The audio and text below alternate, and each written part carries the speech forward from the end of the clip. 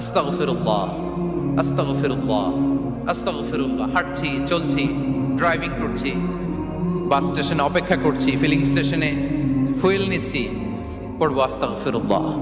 কি পড়বো? আস্তাগফিরুল্লাহ। যারা সব সময় আস্তাগফিরুল্লাহ পড়ে তাদের রিজিকের কোনো টেনশন হয় না, রিজিক নিয়ে তাদের আর কোনো চিন্তা থাকে না। আল্লাহ নবী নূহ আলাইহিস সালাম যিনি ওনার জাতিগোষ্ঠীকে বলেছিলেন, ফাকুলতু আস্তাগফিরু রাব্বাকুম ইন্নাহু কানা গাফফারা, তোমরা বেশি বেশি ইস্তেগফার পড়ো, তিনি ক্ষমাশীল। ইস্তেগফার পড়লে কি হবে? ইউরসিলিস সামাআ আলাইকুম মিদরারা, রহমতের বৃষ্টি বর্ষণ হবে, তোমাদের জমিগুলো উর্বর হবে। ওয়া ইউমদিদুকুম বিআমওয়ালি ওয়া বানিন, আল্লাহ তাআলা তোমাদেরকে সম্পদে বারাকা দিবেন, সন্তানে বারাকা দিবেন। ওয়া ইয়াজআল লাকুম জান্নাতিন ওয়া ইয়াজআল লাকুম আনহারা, তোমাদের ফসল ক্ষেতগুলো সবুজ শ্যামল হয়ে ভরপুর হবে, তোমাদের রিজিকে বারাকা নেমে আসবে। তাহলে আমরা যেন বেশি বেশি ইস্তেগফার করি। বিষ্ণু ইসা ইসলাম বলেছেন, মান লাযামাল ইস্তিগফার জাআলাল্লাহু লাকুম মিন কুল্লি দীকিন মাখরাজা ওয়া মিন কুল্লি হাম্মিন ফারাজা ওয়া ইয়ারযুকহু মিন হাইসু লা ইয়াহতাসিব। যে সব সময় ইস্তেগফার পড়ে তার কোনো